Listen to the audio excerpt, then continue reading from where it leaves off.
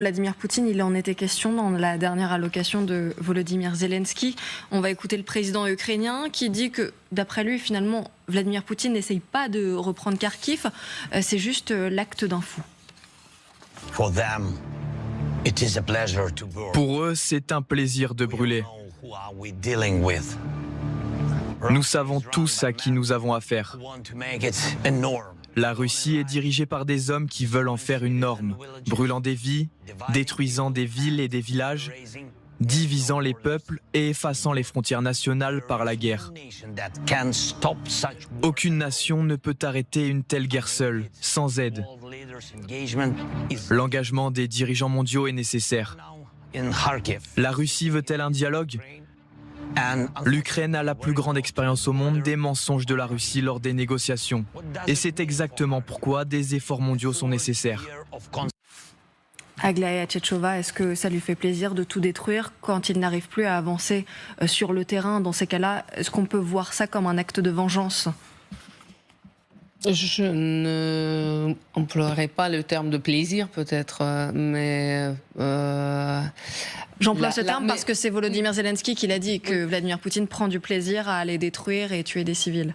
Oui, dans la bouche de Zelensky, je comprends à quelle fin on utilise ces termes, mais malheureusement, la Russie a assez de vieux armements, comme on a parlé, des bombes planantes. C'est les anciennes bombes de grande capacité qui sont modernisées avec les petits moyens peu chers. Et c'est ça qui fait ces bombes redoutables.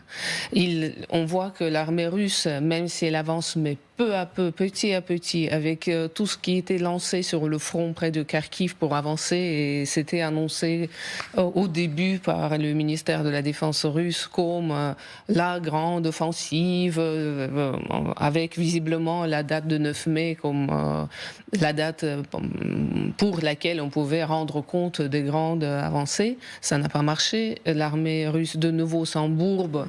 Et donc, lancer et faire quelque chose, lancer les bombes sur la ville, c'est de nouveau la tactique comme on a utilisé à Mariupol.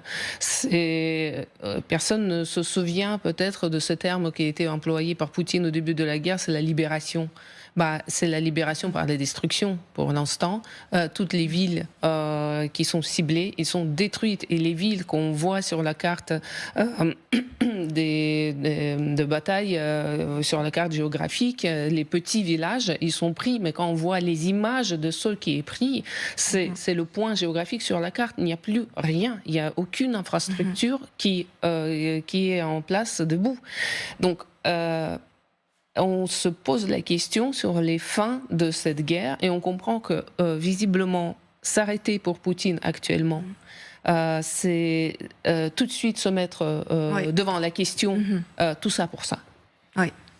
Ils ne peuvent pas arrêter parce que l'économie militaire marche comme ça. Tous ceux qui étaient commencés comme le Blitzkrieg, comme la petite promenade en 3 jours jusqu'à Kiev, a pris l'importance que visiblement à laquelle personne dans le gouvernement russe ne s'est préparé.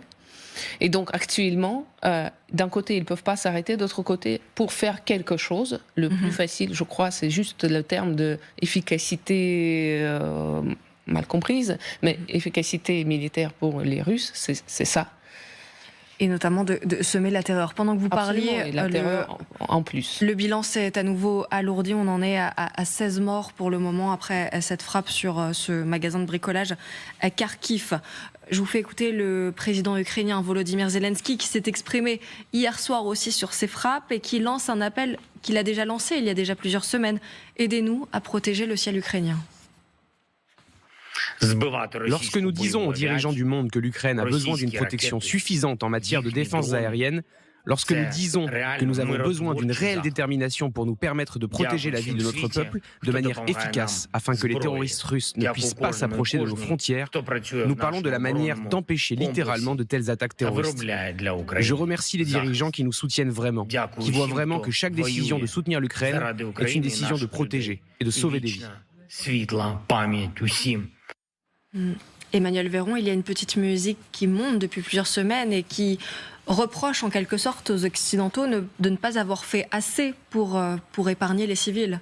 Oui, c'est toujours la question en fait qui est là depuis plusieurs semaines, même plusieurs mois, ou maintenant ça se compte en années, notamment du vecteur aérien, c'est-à-dire de tout le dispositif sous le contrôle du colonel aviateur de l'arme aérienne pour protéger le ciel ukrainien.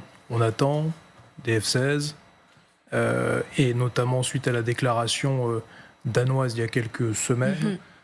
Que quelques avions, quelques F-16 devraient être opérationnels dans le ciel ukrainien dans quelques semaines, en fait, puisque c'était une annonce pour un mois. Donc on est à quelques semaines. Mais c'est pas tout, c'est également des armes pour se défendre, avec des portées de différentes catégories, différents types de systèmes, qu'ils soient européens, italiens, français, etc., ou que ce soit des systèmes américains qui sont en plus grand nombre.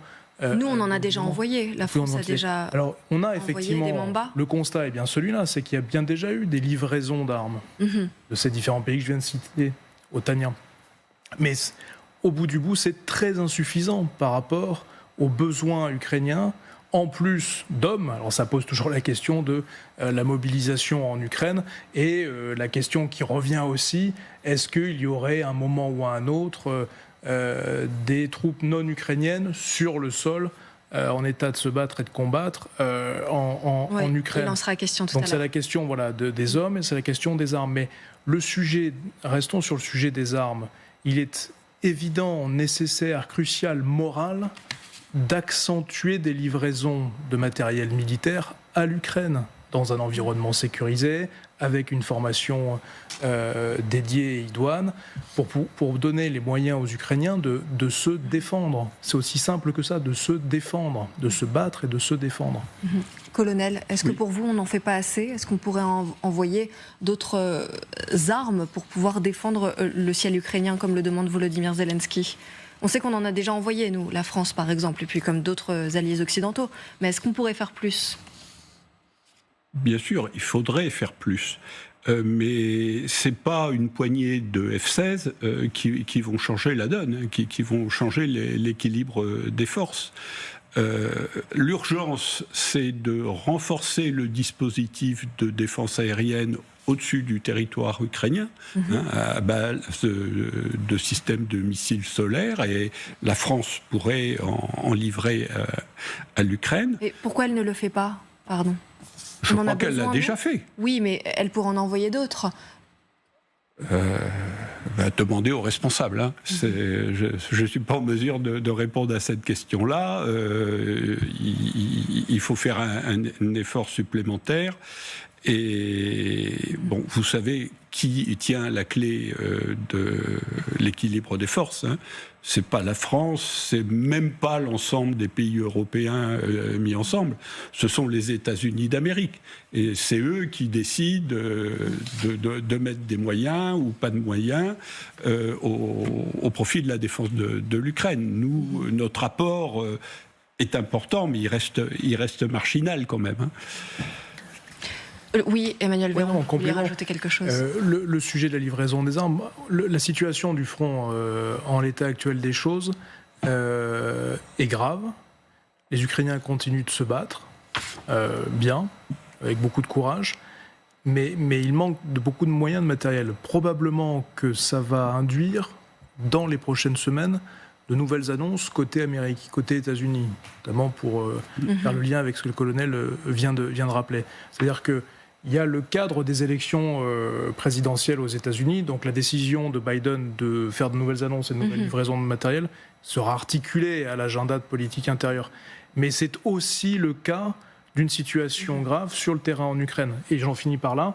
Ça rappelle, et comme il y a bientôt Emmanuel Macron est en Allemagne, une réunion franco-allemande et un conseil des ministres commun avec la partie allemande, de débloquer la livraison des Taurus, des Taurus allemands.